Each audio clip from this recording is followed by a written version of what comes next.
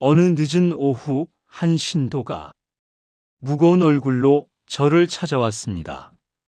법당 앞에 앉은 그의 손에는 향 하나가 조용히 들려 있었습니다. 옷자락에는 아직 마르지 않은 눈물 자국이 남아 있었습니다. 그는 스님께 조심스레 여쭈었습니다. 부처님, 부모님을 화장해 드렸는데 여전히 유교식 제사상을 차리고 있습니다. 이것이 맞는 것인지 늘 마음이 무겁습니다. 매년 제삿날이 다가올 때마다 가슴 한켠이 답답했습니다. 부처님께서는 조용히 그를 바라보셨습니다. 그리고 낮은 목소리로 말씀하셨습니다. 그대는 정성을 다했다. 그런데 그 정성이 엉뚱한 곳으로 흘러가고 있다면 어찌하겠느냐? 신도는 놀란 얼굴로 되물었습니다. 엉뚱한 곳이라니 그것이 무슨 말씀이십니까? 부처님께서는 향에서 피어오르는 연기를 가만히 바라보시며 말씀하셨습니다.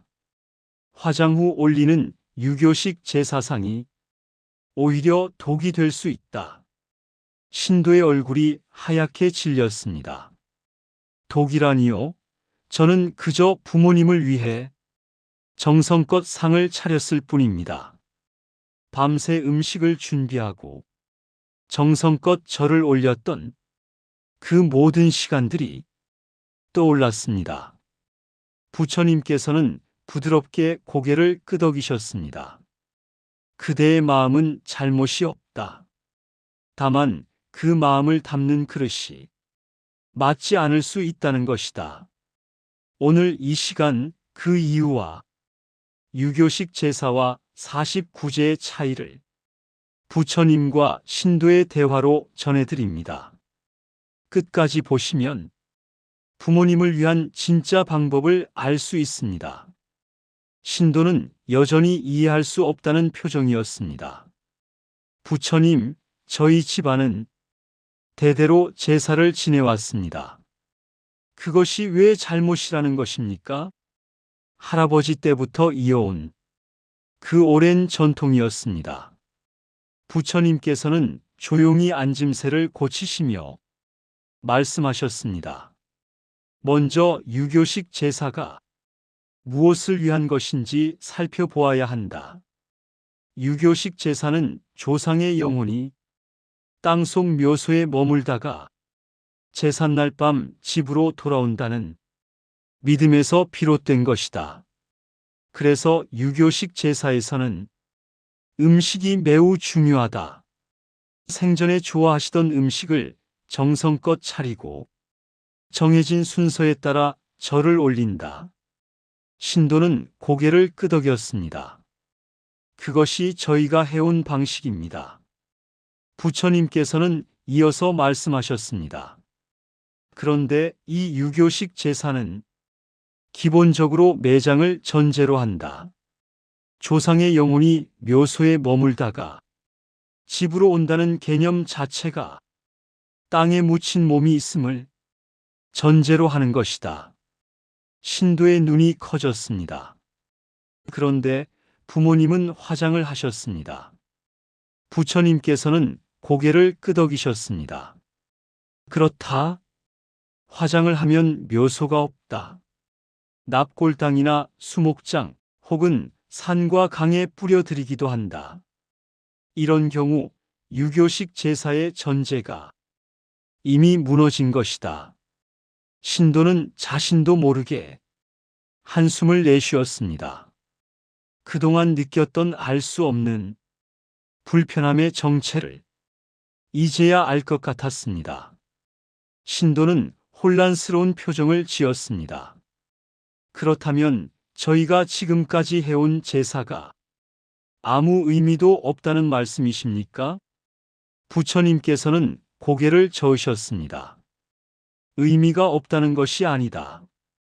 다만 형식과 내용이 서로 맞지 않아 정성이 온전히 전해지지 않을 수 있다는 것이다. 비유하자면 이런 것과 같다. 바다로 떠난 배를 향해 육지의 항구에서 계속 기다리는 것과 같다. 신도는 그 말에 가슴이 철렁했습니다. 제가 잘못된 곳에서 기다리고 있었다는 말씀이시군요. 부처님께서는 조용히 고개를 끄덕이셨습니다. 그렇다. 그래서 화장을 하신 경우에는 불교식 방법이 더 맞는다.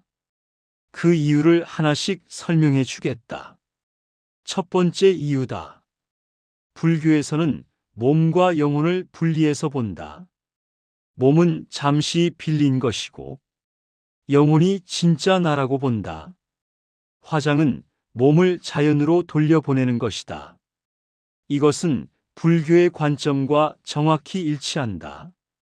몸은 흙에서 왔으니 흙으로 돌아가고 영혼은 빛에서 왔으니 빛으로 돌아간다. 화장은 몸을 자연으로 돌려보내는 불교적 의미와 잘 맞아떨어진다. 신도는 고개를 끄덕이며 들었습니다. 두 번째 이유다. 유교식 제사는 음식을 중심으로 한다. 그런데 불교에서는 음식보다 기도와 공덕을 중요시한다. 떠난 영혼에게 필요한 것은 음식이 아니라 빛이다. 기도로 만들어진 빛이 영혼을 인도한다. 그래서 화장하신 분을 위해서는 음식을 차리는 것보다 기도를 드리는 것이 더 맞는 것이다. 신도가 조심스레 물었습니다. 그렇다면 지금까지 차려온 제사상이 부모님께 오히려 해가 되었다는 말씀입니까? 부처님께서는 잠시 침묵하시다가 말씀하셨습니다. 해가 된다기보다는 전달되어야 할 정성이 엉뚱한 곳에서 맴돌고 있었다는 것이 더 정확하다. 마치 편지를 잘못된 주소로 계속 보내는 것과 같다고 할 수 있다. 신도의 눈에 눈물이 고였습니다. 그렇다면 저는 지금까지 무엇을 했던 것입니까? 부처님께서는 따뜻한 눈빛으로 그를 바라보셨습니다. 그대의 정성은 결코 헛되지 않았다. 다만 이제부터는 그 정성을 담을 올바른 그릇을 찾으면 된다. 그것이 바로 49제다. 신도가 물었습니다. 49제란 무엇입니까? 부처님께서는 찻잔을 들어 한 모금 마신 뒤 말씀하셨습니다. 사람이 세상을 떠나면 49일 동안 중음의 세계에 머문다. 이 세상도 아니고 저 세상도 아닌 그 사이의 세계다. 이 49일 동안 산 자들이 정성껏 기도하고 선행을 베풀면 그 공덕이 영혼에게 전해져 더 좋은 곳으로 갈 수 있다. 신도의 마음이 조금씩 가벼워지는 것을 느꼈습니다. 지금이라도 늦지 않았다는 안도감이 들었습니다. 신도가 물었습니다. 왜 하필 49일입니까? 부처님께서는 말씀하셨습니다. 영혼은 7일마다 한 번씩 다음 세계로 넘어가는 관문을 통과한다. 그 관문을 통과할 때 산자들의 기도가 영혼을 돕는다.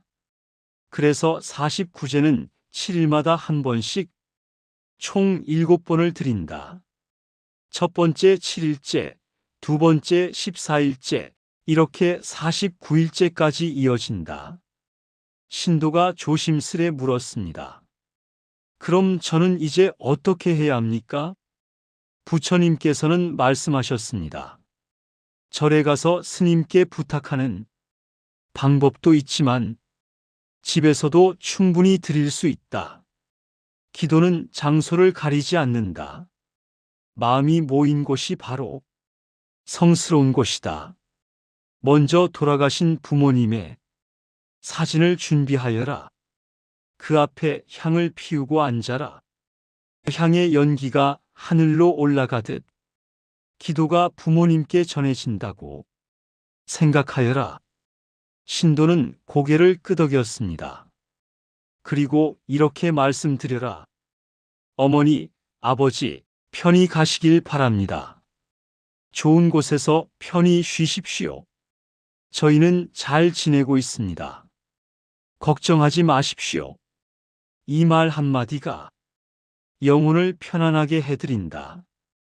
부처님께서는 이어서 말씀하셨습니다. 음식을 차리고 싶다면 거창하지 않아도 된다. 생전에 좋아하시던 음식 하나면 충분하다. 다만 그것을 유교식 절차가 아니라 기도의 마음으로 올려야 한다. 신도의 얼굴에 조금씩 안도의 빛이 돌기 시작했습니다. 부처님, 그렇다면 선행도 함께 해야 합니까? 부처님께서는 고개를 끄덕이셨습니다. 그렇다. 산자가 선행을 베풀면 그 공덕이 영혼에게 전해진다. 어려운 이웃을 돕거나 절에 작은 공양을 올리거나 방생을 하는 것도 좋다. 49일 동안 베푸는 선행은 평소보다 훨씬 큰 공덕이 된다. 신도가 궁금한 표정으로 물었습니다. 구체적으로 어떤 선행을 하면 좋겠습니까? 부처님께서는 하나씩 말씀하셨습니다. 첫째, 어려운 이웃에게 쌀 한 포대라도 나누어 주어라. 둘째, 병들고 외로운 이를 찾아가 위로의 말을 건네 주어라. 셋째, 갈 곳 없는 동물을 거두어 돌보아 주어라. 넷째, 다투는 사람들 사이에서 화해를 도와주어라. 다섯째, 경전 한 구절이라도 마음에 새기고 다른 이에게 전해 주어라. 신도는 하나하나 마음에 새겼습니다. 이 모든 선행이 부모님께 공덕으로 전해지는 것이군요. 부처님께서는 고개를 끄덕이셨습니다. 그렇다. 그대가 베푸는 작은 선행 하나하나가 부모님의 영혼을 밝게 비추는 등불이 된다. 신도가 다시 물었습니다. 그럼 49일이 지나면 어떻게 됩니까? 부처님께서는 말씀하셨습니다. 49일이 지나면 영혼은 다음 생을 시작한다. 그 이후에는 기일에 따뜻하게 추모하는 것으로 충분하다. 거창한 제사상이 아니라 사진 앞에 앉아 차 한 잔을 올리고 이렇게 말씀드려라. 어머니, 아버지, 오늘 보고 싶습니다. 잘 지내고 계십니까? 저희는 잘 살고 있습니다. 감사합니다. 신도의 마음속에 오래도록 자리했던 무거운 돌덩이 하나가 서서히 녹아내리는 듯 했습니다. 신도는 한참 동안 말이 없었습니다. 그러다 조용히 여쭈었습니다. 부처님, 그런데 혹시 제가 유교식 제사를 그만두면 조상님이 섭섭해 하시지 않을까요? 부처님께서는 부드럽게 미소 지으셨습니다. 조상의 영혼은 후손의 형식을 보는 것이 아니라 후손의 마음을 본다. 진심으로 기억하고 기도하는 것이 가장 큰 효도다. 부모님이 원하시는 것은 거창한 제사상이 아니다. 그대가 건강하게 잘 사는 것, 그대가 행복하게 사는 것, 그리고 가끔 부모님을 떠올리며 따뜻하게 기억해 주는 것이다. 신도의 눈에서 눈물이 흘렀습니다. 부처님, 한 가지 더 여쭙고 싶습니다. 지금 부모님이 살아계신 분들은 어떻게 해야 합니까? 부처님께서는 말씀하셨습니다. 살아계실 때 잘 해드리는 것이 돌아가신 후 올리는 제사 100번보다 낫다. 오늘 당장 전화를 드려라. 보고 싶다고, 고맙다고, 사랑한다고 말씀드려라. 있을 때 잘하는 것이 가장 큰 효도다. 동이 트기 시작했습니다. 신도는 자리에서 일어나 부처님께 깊이 절을 올렸습니다. 감사합니다, 부처님. 오늘 저는 큰 깨달음을 얻었습니다. 밤새 무겁게 짓눌렸던 마음이 어느새 가벼워져 있었습니다. 부처님께서는 마지막으로 말씀하셨습니다. 형식보다 마음이 중요하다. 화장을 선택했다면 불교식으로 추모하는 것이 부모님께 더 맞는 방법이다. 진심으로 드리는 기도 한 번이 형식적으로 드리는 제사 100번보다 낫다. 오늘부터 부모님 사진 앞에 앉아 따뜻한 말 한마디 건네보아라. 보고 싶습니다.